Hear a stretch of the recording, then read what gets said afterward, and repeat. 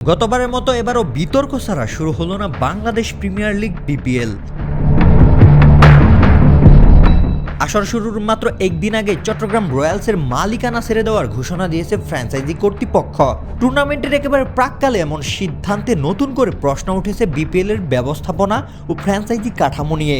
আমাদের কাজ হচ্ছে খেলার পরিচালনা করা, খেলাটা প্রোটেক্ট করার জন্য, ভালো ক্রিকেট উপহার দেওয়ার জন্য যত ধরনের চ্যালেঞ্জ আমরা ফেস করছি সেগুলো থেকে আমরা শিখছিও। ফ্র্যাঞ্চাইজির যে রোল আছে সেই রোলগুলো তাদের ফলো করা উচিত এবং তাদেরকে সেইভাবে ইনস্ট্রাকশন দেওয়া হচ্ছে। বিতর্ক এড়াতে এবার শুরু থেকেই সতর্ক ছিল বিপিএল গভর্নিং কাউন্সিল।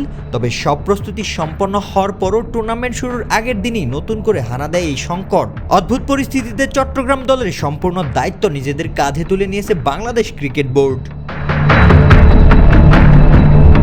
ইতিমধ্যেই বিপিএল এর সময়সূচি ও ম্যাচসূচি চূড়ান্ত হয়ে গিয়েছে।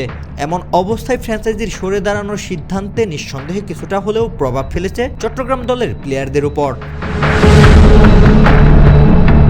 এ বিষয়ে বিস্তারিত জানতে চট্টগ্রাম রয়্যালসের মালিক কায়ুম রাশেদের সঙ্গে আলটিমেট স্পোর্টস যোগাযোগের চেষ্টা করলেও তিনি ফোন কল রিসিভ করেননি। অন্যদিকে বিসিবির ক্রিকেট অপারেশনস বিভাগের দায়িত্বে থাকা শাহরিয়ার নাফিসের কাছে এ বিষয়ে জানতে চাওয়া হলে তিনি বিষয়টি নিয়ে কোনো ব্যক্তিগত মন্তব্য করতে আগ্রহ প্রকাশ করেননি। তো বিপিএল গভর্নিং কাউন্সিলের কারোর সাথে বা মিডিয়া ডিপার্টমেন্টের সাথে কথা বললে তারা জবাব দিতে পারবে। আমি আসলে একদমই অবগত না।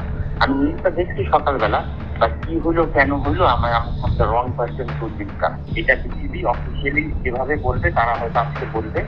নিজেদের আর্থিক ও সাংগঠনিক অক্ষমতার কথা উল্লেখ করে বিসিবিকে চিঠি দিয়েছিল চট্টগ্রাম রয়্যালস কর্তৃপক্ষ।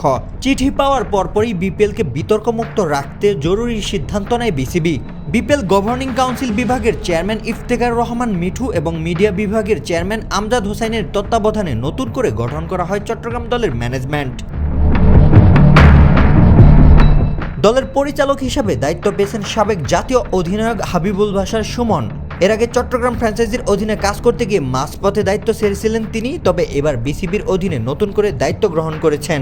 এছাড়াও দলের প্রধান কোচ হিসাবে দায়িত্ব পেয়েছেন মিজানুর রহমান বাবুল এবং টিম ম্যানেজারের দায়িত্ব পালন করবেন নাফিস ইকবাল। সবকিছু মিলিয়ে এখন বড় প্রশ্ন, বিসিবির সরাসরি তত্ত্বাবধানে থাকা চট্টগ্রাম রয়্যালস এই অস্থিরতা কাটিয়ে পুরো বিপিএলে কত দূর যেতে পারবে। রৌশন মনির, আলটিমেট স্পোর্টস।